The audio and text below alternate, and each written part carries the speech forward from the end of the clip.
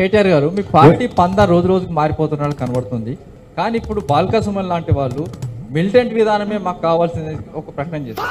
Militant పోరాటం చేయాలి అన్న బాల్క సుమన్ అదే టైంలో ఇంకొక మాట కూడా అన్నారు. మేము రైతుల కోసం ధర్నా చేస్తే 100 మందిలో 5 మాత్రమే రైతులు ఉన్నారు, మిగతా అంతా బీఆర్ఎస్ కార్యకర్తలే ఉన్నారు అనేటువంటి మాట అక్కడ డౌట్ఫుల్ గా ఉందా, నమ్మకం లేదా అనేది ఒకటి. ఈ సుదీర్ఘ కాలంలో పుష్కర కాలంలో అత్యంత నిర్లక్ష్యానికి గురైంది కూడా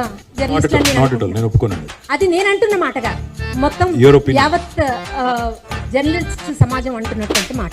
మీరు కాంగ్రెస్ విష ప్రచారం వల్లే బీఆర్ఎస్ ఓడిపోయిందని మీరు అంటున్నారు. బట్ 10 ఏళ్లలో పాలన అంత మంచిగా ఉన్నప్పుడు ప్రజలు ఇచ్చిన తీర్పుని వాళ్ళ విచక్షణని మీ ప్రకారం అది అవమానించినట్టు కాదా?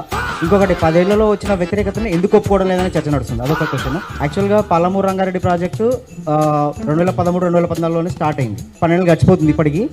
కానీ అదే 2016లో స్టార్ట్ అయిన కాళేశ్వరం ప్రాజెక్టు 3 ఏళ్లలో రికార్డ్ టైంలో మీరు కంప్లీట్ చేసారు. కానీ అదే రికార్డ్ టైంలో పాలమూరు రంగారెడ్డిని ఎందుకు కంప్లీట్ చేయలేకపోయారు? మీకు అహంకారం అనుకుంటున్నారు అంటున్నారు కదా, ఎప్పుడన్నా ఆలోచిస్తారా మరి ఎందుకు అనుకుంటున్నారు ఇట్లా జనాలు? చాలా ఉన్నాయి సార్.